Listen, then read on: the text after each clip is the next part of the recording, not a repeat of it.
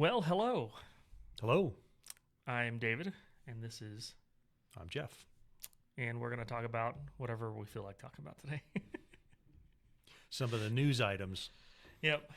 Probably, jump around like we normally do in Rabbit Trail. Well, I mean, normal as in we had one podcast before this. Hey, that's normal. So we'll just jump right into it.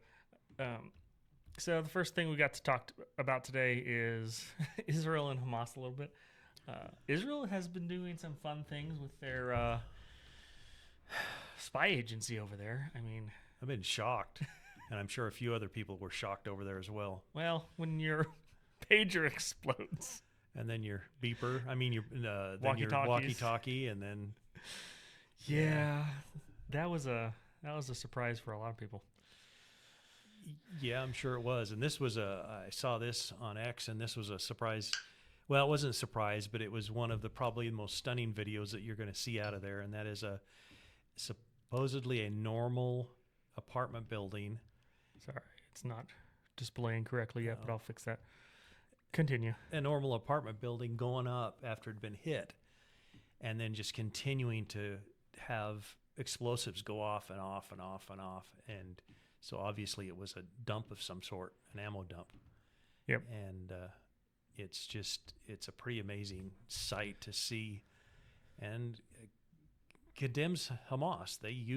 We know they use civilians, and they use to protect their ammo and to protect their fighters and stuff. Yeah, they do. This is just disgusting. They hide stuff all over in civilian areas. If you lived anywhere in this apartment building and you didn't get out, it was over, sadly. Yep. So something I want to point out, though, is as a U.S. citizens, the U.S. shouldn't be involved at all. Correct. The Israelis can do what they need to do, but we're not going to do anything. Or No. we shouldn't. We are, but we shouldn't. Yeah, we shouldn't be involved in this. I mean, we should support the actual democracy in the Middle East, which is Israel, but we shouldn't fund the actual democracy in the Middle Or East. the other side. Or the other side. We've been doing both. Our military-industrial complex is happy to fund both sides. They are. That's the best. The best meme I saw is Israel's Iron Dome shooting up the missiles to defend against the missiles from Everywhere. Palestine or Everywhere. And Hebron, in Lebanon, words above Lebanon. both it says, somehow we fund this Israel, but also we fund this. Yeah, we fund both sides. We fund both sides. So it's kind of dumb. And our government for the last, they just gave Iran, who is the major funding of most of this stuff, as far as we can tell. $1 billion? No, it was way more than that. No. It was in, I think, 3.6. And they were supposed to track it so that they knew where it all went. Well, Do you know what happened? They didn't track any of it. Yeah, I mean, come on. So this is anyhow. It's insane. It's insane. It's horrific. It's horrific for the citizens over there. Yes, it is. And I have to relate it to, if Canada was bombing the United States, how would I feel? And they were sending, and killing our people. How would I feel? And what would I want? Yeah, Well, it wouldn't be great. I would demand us to bomb them back. And so I don't know. I just, this is one of those things it's horrible. I think the best response is we want the killing to stop, but the one side has a history of wanting to kill everyone involved on the other side. Well, they say that they don't even want a two-state solution. They want Israel wiped off the map. So it's really hard to have peace with an organization that constantly says that.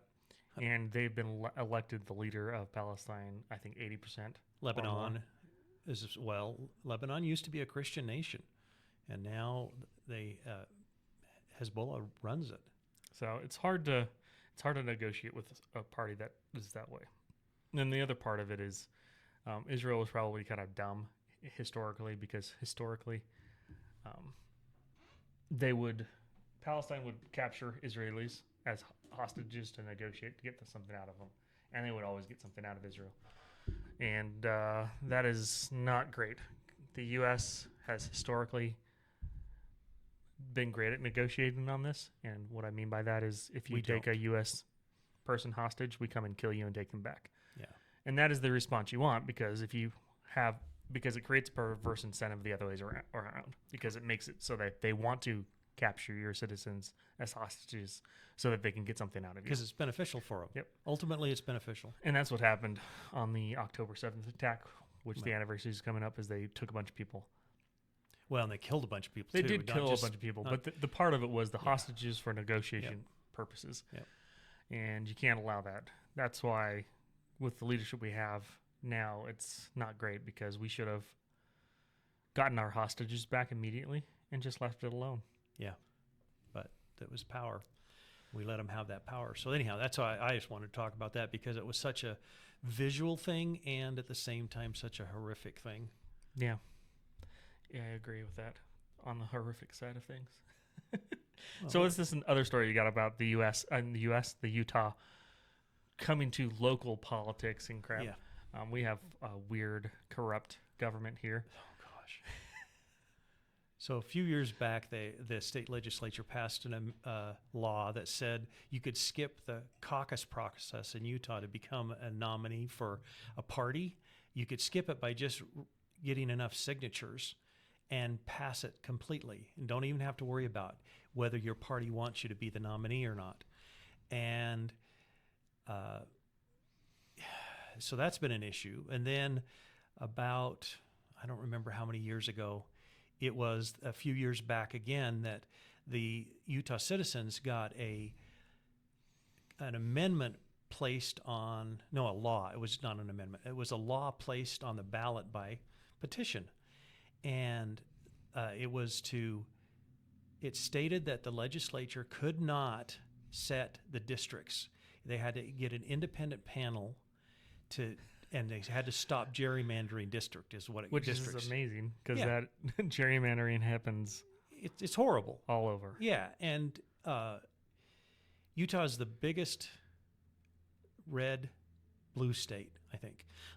But anyhow, and so they said and then the Utah legislature immediately after the law was passed by the citizens said, nah, we don't have to do that, and canceled it. So the group that went ahead and got that on the petition and got it successfully passed sued in the state Supreme Court. And the state Supreme Court just last year came out, or this year I think it was actually, came out and said, no, the legislature can't override petitions that are passed by the vote. Which And- makes sense. It's not a constitutional amendment, but it is.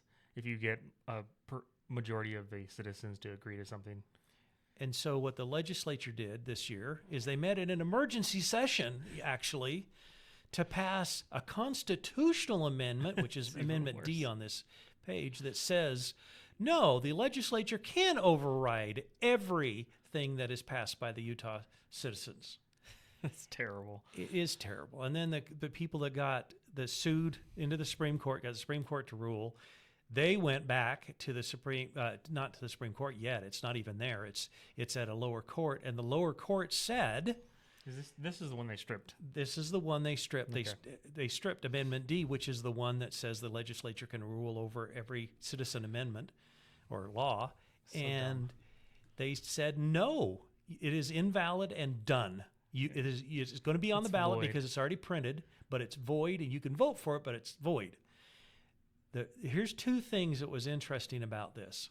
Is the Utah Constitution contains a segment in there that says that the amendments that are attempted to be passed have to be clear and plain in the reading. Which So- I appreciate that, because that's not how legal or lawyers write anything. No. Let alone government agencies. And it also states that an amendment has to be published in every county where there's a newspaper. It has to be published 2 weeks, for 2 weeks straight, in a newspaper in every county in the state of Utah. And the judge said, guess what you didn't do? First of all, this isn't plain reading. It's actually typical of what they put out, which is They what you purposely read write it is so backwards. you vote yes or no because you think it says one thing, but it actually says something different so that they get their vote the way they want it. Yeah, and they said, no, this is written poorly. Well, actually, misleading is what that says. Yes. And you didn't publish it in the newspapers. And so I'm not surprised by politicians being politicians, even at the local level. No, but it's just it irritated me because here's these, and the Utah legislatures, they're all coming out and saying, no, we have to pass this because then you could get anything passed on the vote of the people. Yeah, that's kind of how it works because your citizens can do what they want. That's how even our constitutional republic works. If you get enough citizens to agree on something, it passes. Well, and now let's go for eliminating property taxes in Salt Lake. I'm all for that. We should do not Salt property Lake, in taxes, income taxes, and everything. Yep. Cut their salaries in half. Yep. So anyhow, I thought this was an interesting one for local politics, is because Utah politics is super corrupt. It is very much so. It's kind of it's not surprising. Not surprising, but I think what's different in Utah is that there is no Democrat Party here in Utah, really. It's just a Republican Party that is run by the Uniparty. Yeah, and it's because the Democrats couldn't win; they joined the Republicans, and that's what our governor is. That's what we have so many of them that are Democrats, like our the one who's replacing Mitt Romney. Guess who made it on the ballot? It wasn't the man who won the caucus, so the Republicans wanted. It was the one who won the primary, which was the one who got on the ballot by raising signatures, which Democrats can sign because they're signatures. And then they can vote. Utah has an open primary, so you can vote. Yeah. Democrats can vote in the primary. And so he's the one. He was literally a Democrat a few years back. Yeah, not surprising. Not surprising at all. But it is Utah. Wow. I need to probably put an ad block on here. You do. These ads. Oh, looks like our lame duck president, who he's been a lame duck for 3.5 years. Our dead duck president. They're going to try to do gun restrictions, which isn't going to pass. Isn't going to fly. They're dumb. I mean, pretty much every gun regulation that's been passed in California has now been overturned by, what's the legal group? Well, there's a couple of them that have changed. It's not the NRA. It's the they do, but there's national something else. Anyhow, there's a bunch of national groups that'll just sue and get rid of it. So, one of the ones what I thought was really bizarre about these executive orders that he signed. These have been signed now. It was signed on Thursday, last Thursday, 2 days ago. That they want to reduce the trauma inflicted on children by active duty drills in schools. I mean, to a certain extent, some of those drills probably don't need to happen, but at the same time, but why would you focus on that? That's my point. My point is why do you focus on that? Because it sounds good. The parents are the ones that are going to focus on that, because if they do have a child that's upset, they need to have the ability to pull them out if there's going to be an active duty, active shooter drill. They should, yes. That if you have a child warned ahead of time. Yeah, and that's how it should be handled. Is the parents know that this child is, whatever, and needs to be protected. They need to realize, the government needs to realize they have no control over guns anymore. With 3D printed guns. Oh, that's one thing on here too. Oh, they mentioned it. Is 3D printed guns, and it's not against 3D printed guns. They're trying to prevent you from printing a device that makes your gun fully automatic. Which you can't regulate that. Well, even if you could regulate the 3D part of it, not most, but there's quite a few semi-automatic weapons. If with a file, you can turn into a fully automatic weapon. And so I didn't do anything other than filed apart. The thing is the Democrats have lost the gun debate. Yeah. Completely, utterly. It's a complete failure on their side of things. The Supreme Court has ruled time and time again that every law they pass is unconstitutional. So it's just them grasping at straws to try to make themselves sound better. Political points. That's all it is. It's stupid political points, and I hate that. That's the worst type of regulation or governmental thing. So next thing we're going to talk about is the death penalty. This one is from Alabama. They just carried out a second execution. Thank you. Couldn't think of the word. It left my brain. And so there's a bunch of things wrapped up in here. One is, I don't know if this is the specific case, but there were some issues with a person they just recently executed where the facts didn't all seem to line up, and there was a bunch of people trying to fight it. And the previous governor had stayed his execution, but the current governor is like, go ahead. And that brings up the issue of, there's two issues with the death penalty that I think people need to talk about. One, the ethical side of things and the moral side of things. Is it a just punishment for a crime? And I think, personally, yes, the death penalty can be a just punishment for a crime. Part two of that is the government an organization that can properly dole out that type of punishment that is final? And I think to the second part, no. Well, they can, I think, if there are proper things in place. And what we have in place today is not proper. They can be on the death row for 30 years, and that's not proper. But I think they could do it if they properly did it. But most of the time, this is all run by politics instead. Yeah. And we don't have independent panels looking at this stuff and trying to free them. So from a moral perspective, yes, I think the death penalty is a proper punishment for specific types of crime. The issue is can the government actually prove be competent in doing it and carrying it out? Not carrying out the punishment's fine. They could do that. The issue is can they actually properly prove that the person was the actual criminal and not get that terribly wrong and execute the wrong person. And if there's any chance, and I'm talking about any, can be as low as 1%, that the government is wrong and they could execute the wrong person, I'm against the death penalty. Well, I'm of two minds of this, and my mind is I'm against the death penalty for that and a few other reasons, intellectually, because I believe not only the government fails a lot of times, and even if we executed 100 people and one of them was innocent, yep, I'm willing to put those other 99 on hold. Oh yeah, and not do that. And so intellectually, from that, I'm absolutely willing to, like it's just said, put them on hold. Yep. But if it happened to one of my family and they killed one of my family, I'm sorry. Give me a baseball bat. I'll take care of the person.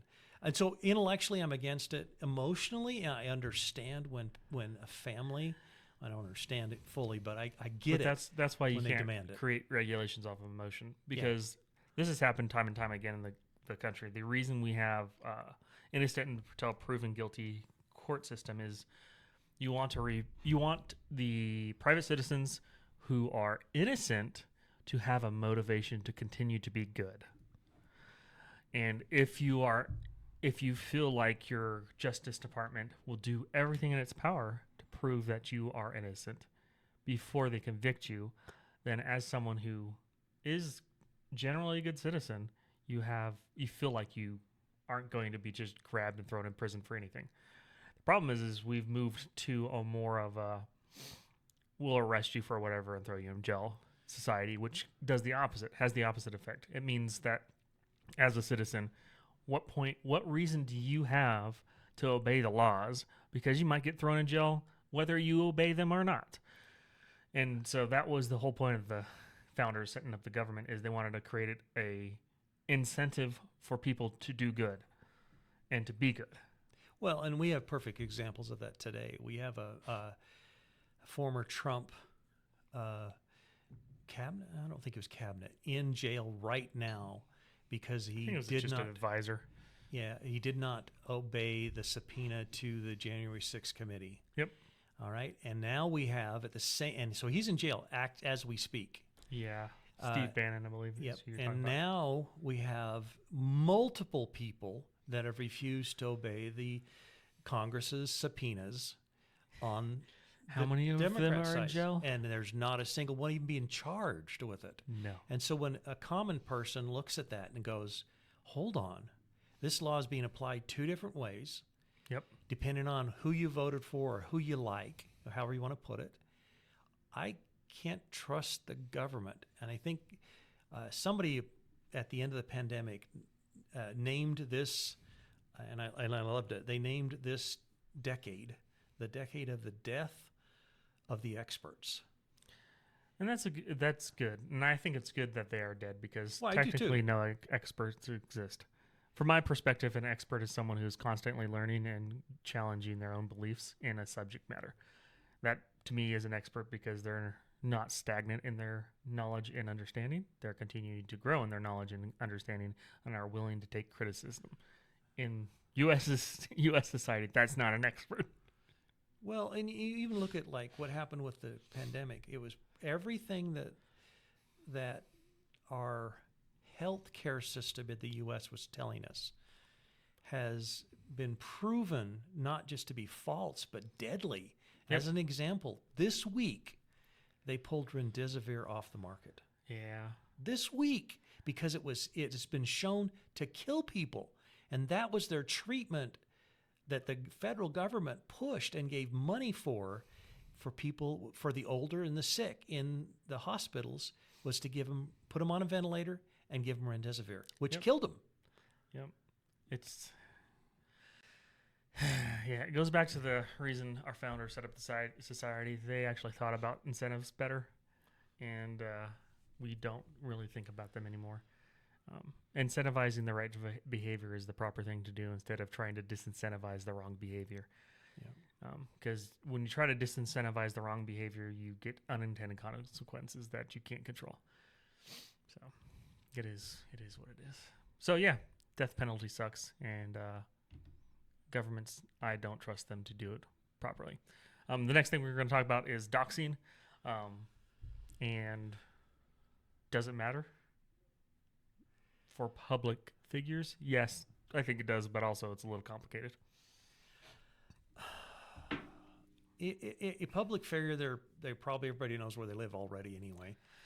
I think the difference is just because you can find where someone lives doesn't mean you have the ability to post it publicly on your Well, X and account. X is a private company, and so they have their own rules, and they can make their own rules. So what and happened is there's this dossier that supposedly the Trump campaign put together on J.D. Vance before they asked him to be the VP. And then Iran hacked them, pulled the dossier, and gave it to the Democratic Party. And then it's been floating around various and sundry locations, journalist circles. And most journalists are like, there's no reason to post this. This is not helpful in any way, blah, blah, blah, all that stuff. Which makes sense. But this guy was like, well, I'm going to try to get some attention, and I'm going to post it. The issue with posting it is not only did it have J.D. Vance's name, address, but it also had his social security number and other things. And personal a information. lot of the journalists who are annoyed with this guy pointed out that WikiLeaks, who is this organization that posted all kinds of stuff online, they would make sure and go through and redact all that personal information before they posted anything. This guy did not. And so I think it was good for him to get suspended, and because you can't just so the issue right now, we live in a digital age and everything's out there. Like your social security number's out there, your date of birth's out there, all your information's out there, everything's out there. The question is, as someone who has a large following on a social media platform, are you allowed, just because everything's out there and someone could find it if they wanted to, are you allowed to screenshot that and put it on your social media page? Compile it and put it out there so it's easier. And then you can see on the photo there, he had over 500,000 followers. Yeah, he had 500,000 followers. And so he had a large following, and it is just, it's one of those things that shouldn't happen just because, yeah. Well, I mean, specifically with this party, right? Donald Trump's there's at least 2 known assassination attempts. He's come out and said there's been several others. And then you're going to post the personal information on his VP running mate online so everyone can easily see it. It's not a great look. And it is clearly for him to get some attention. Yeah. Which is sadly where most journalists, what they do. They're like, give me attention. That's all I want. So I'm generally against it. I think you should just leave. don't dox people. Don't post their email addresses and phone numbers are different. You still shouldn't post those, but home addresses, don't do that. It's not a good idea. Well, but it's just not that. It's let's get rid of what's considered PPI, right? The personal information that allows you to build the, and so get rid of his address, get rid of his social security number, get rid of the things, and then you can publish the whole thing like WikiLeaks does. Yeah, that's okay. That's responsible journalism. That is very responsible. You know, redact everything. And then you can still have your story and all your things. And you can still say, I got it. If anybody needs to come in and see it, they can come and see the original document. We've got it. But don't do this. This is just is childish and poor journal. Well, it's not journalism. It's not journalism because he didn't really do anything. He just posted something. Yeah. The funny thing is the dossier wasn't really damning for J.D. Vance. All it was is a bunch of statements of things he's done. Yeah. And so it wasn't like, I don't know, it wasn't like the made-up still dossier for Trump where they just threw in all kinds of crap. Yeah. And made no sense. No, this is just all the things that he's done that in his political career and stuff, which makes sense that before you ask someone to be your VP, you'd look into him. Maybe Kamala Harris and their team could have learned a little bit from. No, this. Never. You vet people before you ask them to be VP. Oh, the one thing I didn't go on to the next one, but I do want to talk about who now owns and at least Waltz. Yeah, Tim Waltz. Have you seen? Everyone's seen the picture that got put up by George Soros's son. Oh yeah, he's trying to take over the Soros organization, and he has it. And he now you can see. You look at the diminutive, and we don't have a picture up for you, but you look at the diminutive way that Waltz is standing with his hands like this, and just kind of like oops, and the other guy's standing back there with his hands in his pockets. You can tell who's the power in that relationship. Well, Tim Waltz doesn't have any power. Well, he's an effeminate man. So this is interesting. So the CEO of Telegram was asked to come to France to meet with Macron, the head of France. And instead of meeting him, he arrested him and threw him in jail. Yep. So this is after that happened. This is what, 2 months after? Yeah, about 2 months. So Telegram, which used to be this great app that everyone used because they wouldn't give any information to the government if they asked, has now caved and said that they'll provide IP addresses and phone numbers to law enforcement.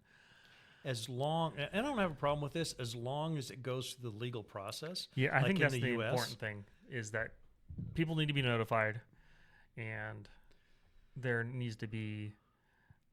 I hate the U.S. because we have FISA warrants, which no one knows about, which shouldn't exist. Those are actually unconstitutional. They are.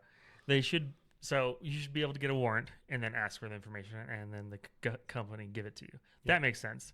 I don't know if this is actually what has happened, but it does seem like after being arrested and thrown in jail, he decided to do what's in his best interest a little bit and cave to France and other authorities pushing him hard to work with governments and polices.